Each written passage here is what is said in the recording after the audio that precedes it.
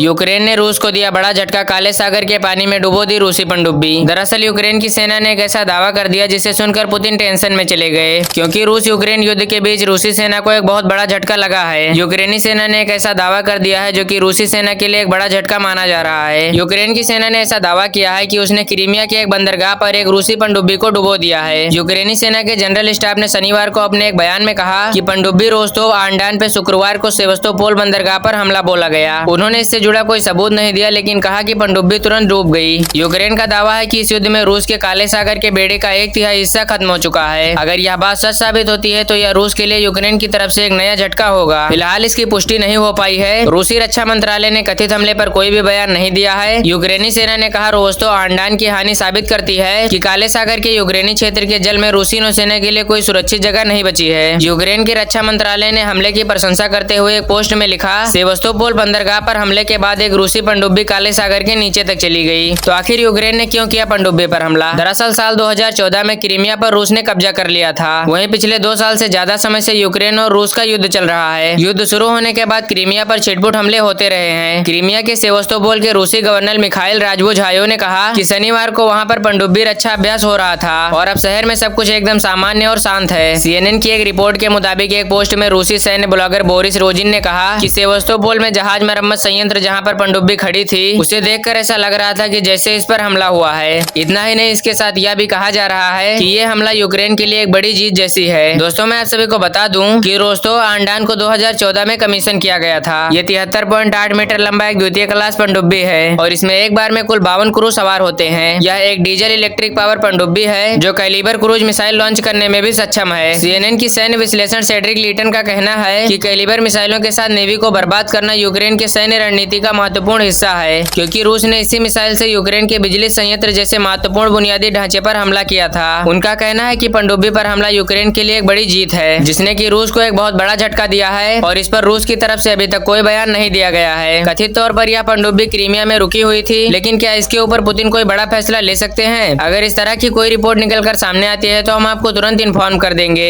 और उसके लिए आप लोग हमारे चैनल को सब्सक्राइब करके बेल नोटिफिकेशन कॉल पे सिलेक्ट कर लीजिएगा, ताकि हमारी हर वीडियो की नोटिफिकेशन सबसे पहले आप तक पहुंचे। और हाँ, कमेंट में एक बार जय हिंद जरूर से लिख कर जाएं।